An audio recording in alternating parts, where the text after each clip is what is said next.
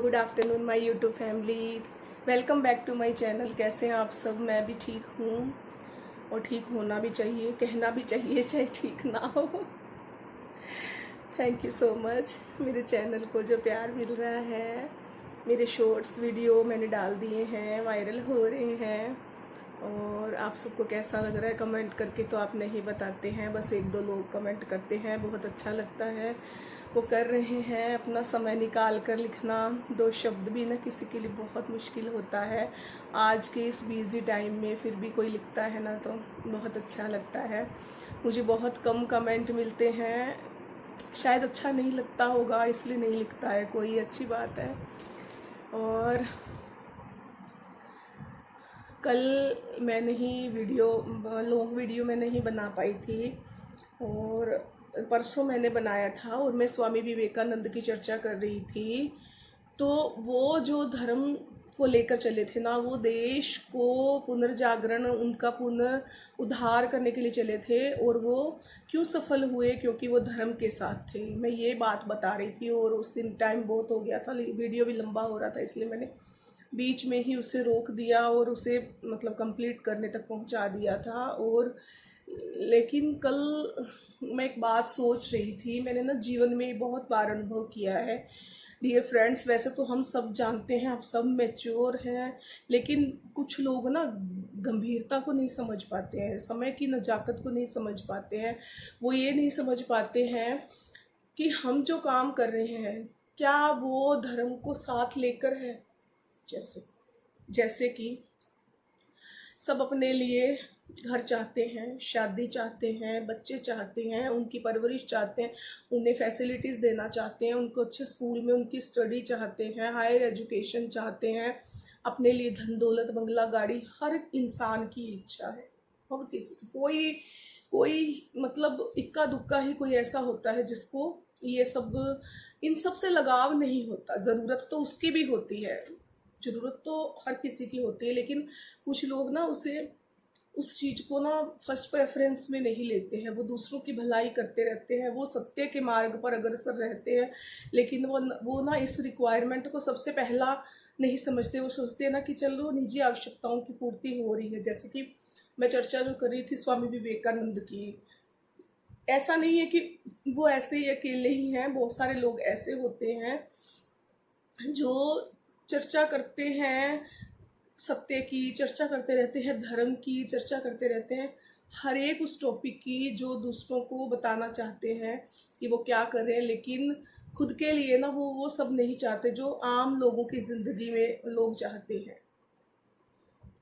और मैंने जो अनुभव किया है ना, मैंने ये अनुभव किया है कि अगर आपने 1 रुपया भी बेईमानी से किसी से लिया है, किसी का दिल दुखाकर उसे हासिल किया है या बेईमानी से उससे कमाया है, आपका लाखों और करोड़ों का जो आपने सेविंग करके रखा है ना, वो 1 रुपया गलत कमाई का आया हुआ काफ़ी है उसको नेस्तनाबूद करने के लिए, उसे ध्वस्त करने के लिए, उस पूरी बिल्डिंग को, उस पूरे महल को चकनाचूर करने के लिए नींव में ना एक गलत ईंट ही काफ़ी होती है।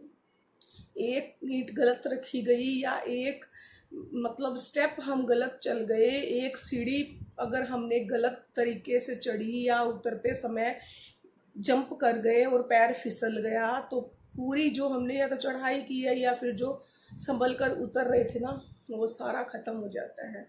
तो ये बात मैंने बहुत मतलब गहरे भाव को जानकर की है। बहुत सारे लोगों को अपने जीवन में देखा है कि वो कुछ खुशी का काम करते हैं ना, मैं एक एक करके सारे एग्जाम्पल दूंगी एक वीडियो में, तो ये सब बताना पॉसिबल नहीं है, ये मेरा अनुभव कहता है। और मेरा हमेशा मेरा ना यही रहता टारगेट, चाहे वो स्कूल हो, चाहे हम किसी ग्रुप में बैठे हों, स्टाफ में बैठे हों, कॉलेज में हों, फ्रेंड सर्किल में हो, या फिर पता नहीं क्यों ना ऐसी बातें मुझसे निकलने लगती हैं। कुछ ज़रूरी नहीं है, कुछ लोगों को इंटरेस्ट होता है, कुछ नहीं सुनना चाहते तो बोलते तो छोड़ो ना, ये फिलोसफर वाली बातें हमारे ऊपर से जाती है। अरे कौन सोचता है मैम, आप कहाँ पे इतनी गहरी बातें करते हो, कौन सुनता है? अब आप तो ना इतना बात को वो बना देते हो क्रिटिकल, पता नहीं क्या सोचते रहते हो। तो उनको मैं समझा तो नहीं सकती, लेकिन इतना ज़रूर कह सकती हूँ कि ये भी ना हर किसी के बूते की बात नहीं होती। जिसने परिस्थितियों को, जीवन को, गरीबी को, दुखों को, तकलीफ़ों को, सच्चाई को पास से देखा होता है ना, वो इन चीज़ों को ना बहुत जल्दी समझने लग जाता है। छोटे से एज से ही वो मैच्योरिटी में आ जाता है और वो इन चीज़ों को समझ लेता है। सच में मतलब एक गलत अधर्म पर आपने एक कदम रख दिया ना, तो आप ये देखिएगा आपका वो चीज़ कुछ दिन के लिए तो फलेगी फूलेगी, उसके बाद ऐसा उसका विनाश हो जाएगा ना, आप सोचते रह जाओगे कि ये हुआ क्या, ये क्यों हो गया, ये कैसे हो गया। जैसे बहुत पास से देखा हुआ एक उदाहरण देती हूँ। मैंने देखा है, मैं नाम नहीं बता सकती सोशल मीडिया पे भी, क्योंकि सब लोग वीडियो देखते हैं, कुछ लोग शो करते हैं, हमने देखा है, कुछ लोग शो नहीं करते। तो एक घर में ना 2-3 भाई, और उनमें से जो छोटा भाई है ना उसकी शादी पहले हो जाती है। तो सासू माँ को बोला जाता है बेटे के द्वारा कि मेरी पत्नी के गले में ना चेन नहीं है, तो वो बोल देती हैं कि जो तुम्हें तो तुम्हारे ससुराल से मिली है ना वो चेन उसको दे दो। तो बेटे ने बोला कि वो चेन भारी है, इसे पहनने के लिए ना हल्की चेन चाहिए। तो सास के पास 1 तोले की शायद चेन थी या 2 तोले की थी, पता नहीं, उन्होंने अपने बहू को दे दी कि घर में इसके पहन लो, लेकिन जब बड़े की शादी होगी ना, तब जब दूसरी बहू भी आ जाएगी, देखो आज के इस महंगे दौर में ना कि बहुत सारा गोल्ड एक एक बेटे की बहू के लिए लेना हर किसी के बूते की बात नहीं होती। जितना भी उनके पास था ना, उन्होंने कह दिया कि जब बड़े की बहू आएगी ना तब ये चेन मुझे दे देना, मैं इसकी 2 करवा दूंगी और घर में रोज़ पहनने के लिए, डेली रूटीन के लिए ना ये 2 चेनें हो जाएंगी और तुम दोनों पहनना। उसने तब तो हाँ कर दिया, उनसे ले लिया। लेकर 2 साल पहना, 1.5 साल पहना, जो जितना भी समय, दूसरे की शादी नहीं हुई।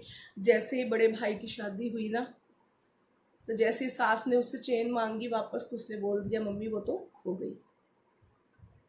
अब खो गई या उसने छुपा ली, ये तो उसके कर्म है, उसे पता है, लेकिन उसने बोल दिया मम्मी खो गई।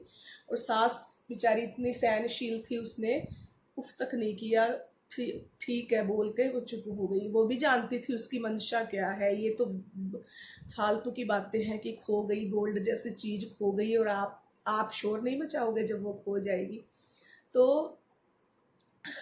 बहुत साल बीत गए उस बात को, जब वो घर से सेपरेट हो गई, जब वो अलग हो गई, और एक दिन वो अपने हस्बैंड के साथ गाड़ी में आ रही थी किसी पार्टी से, तो उसने अपने गले में अपने फादर के अपने जन्मदिन पर फादर के द्वारा गिफ्ट दी हुई 2 तोले की चेन, जो गोल मटर माला के रूप में होती है, 2 तोले की चेन उसके गले में थी। उसने उतार कर पर्स में डाल ली, कुछ पैसे भी थे कैश और कुछ कागजात वगैरह थे उसके, ज़रूरी बैंक के थे, जो भी था।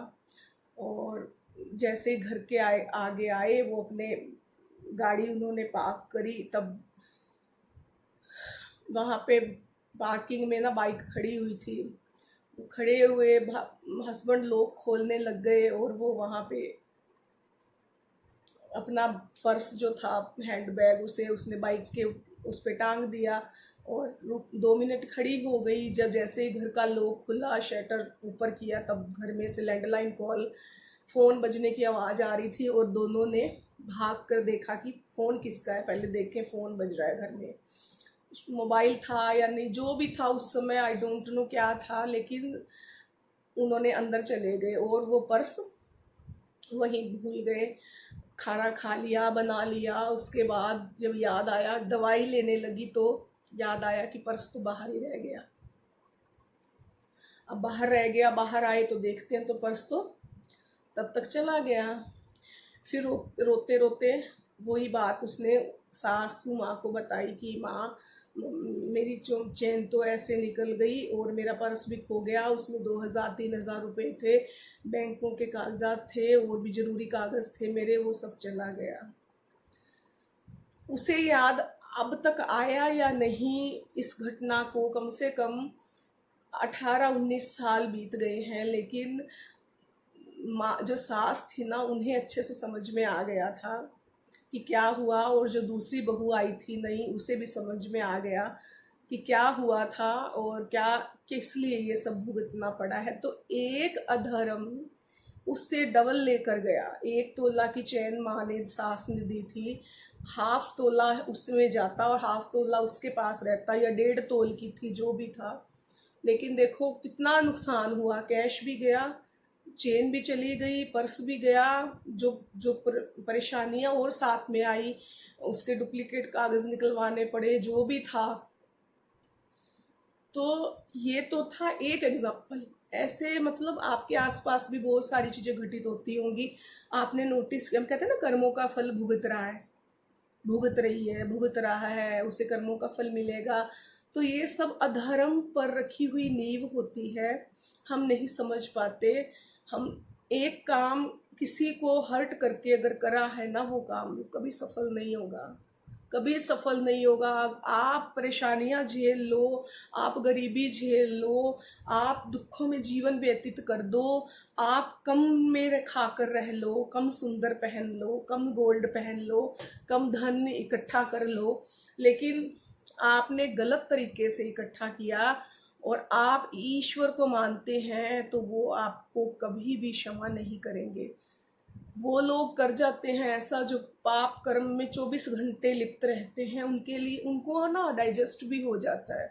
और जो इंसान सात्विक प्रवृत्ति के होते हैं ना, उन्हें डाइजेस्ट होने ही नहीं देते इष्ट, क्योंकि वो चाहते हैं कि इमीडिएट इनको अपनी गलती का एहसास हो, और मेरा भक्त जो है, जो मुझे मानता है, मैं इसे सही राह दिखाऊं।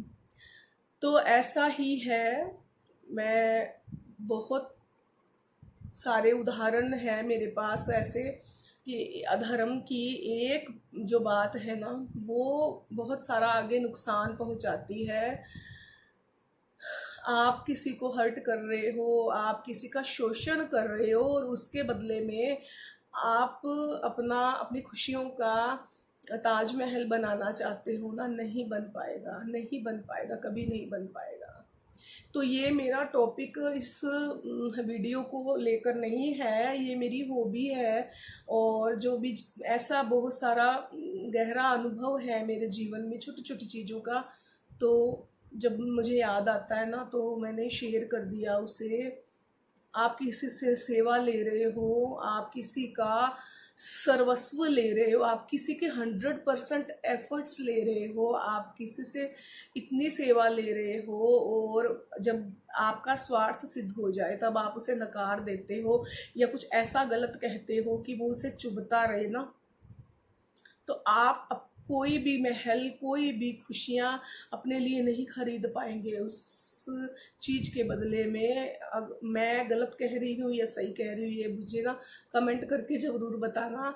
आप सबने ऐसा कुछ अनुभव किया है ना, तो मुझे बताना कि क्या।